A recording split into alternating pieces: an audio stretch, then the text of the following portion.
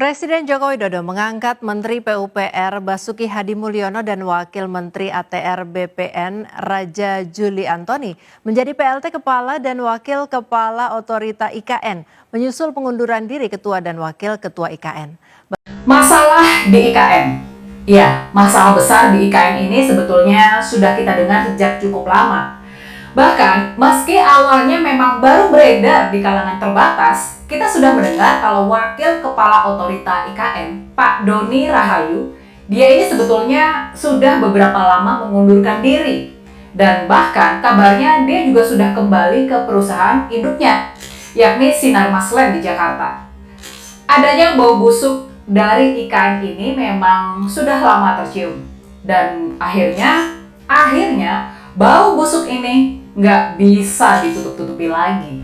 Sebelumnya, Ketua IKN Bambang Susantono dan Wakil Ketua IKN Doni Rahaju telah mengajukan surat pengunduran diri kepada Presiden Joko Widodo. Kemarin kita mengawali minggu dengan pengumuman pengunduran diri dari dua pejabat tertinggi di IKN secara sekaligus, secara serentak. Ya, secara mengherankan juga. Pak Bambang Susantono, Kepala Otorita IKN, dan Pak Doni Rahayu, Wakil Kepala Otorita IKN. Keduanya akhirnya resmi mengundurkan diri.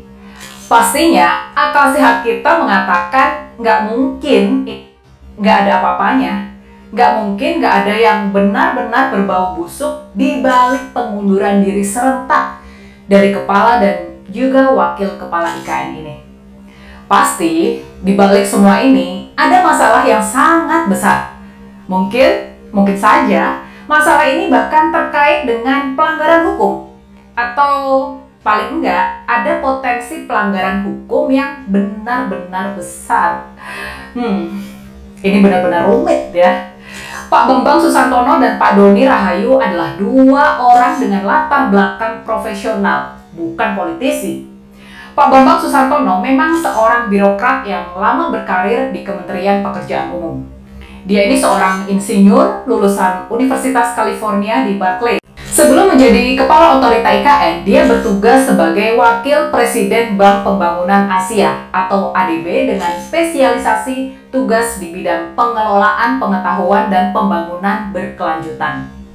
Sementara itu, Pak Doni Rahayu berlatar belakang seorang arsitek. Sebelum ditugaskan di IKN, dia menjabat sebagai Managing Director di Sinar Maslen, pengembang kawasan kota modern BSD, kawasan Bumi Serpong Damai di bagian barat Jakarta. Sebagai profesional dan insinyur tulen, pastinya Pak Bambang dan Pak Doni sadar kalau pembangunan IKN, pembangunan suatu kota baru seperti IKN, sebagaimana pembangunan wilayah lainnya, itu ada tahapan-tahapan dan juga ada standar-standar dan peraturan-peraturan yang harus dipatuhi. Ada prasyarat-prasyarat teknis yang nggak bisa diterabas, nggak bisa gerusak-gerusuk.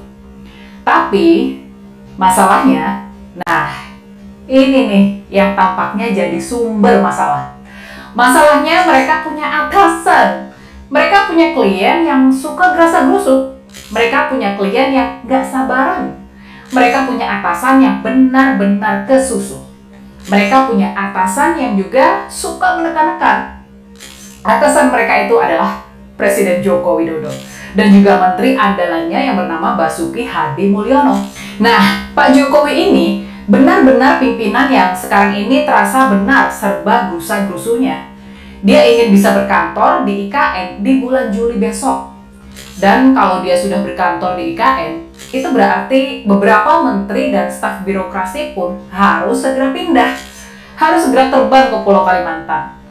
Pertanyaannya sekarang, apakah IKN memang benar-benar siap buat dihuni oleh seorang presiden?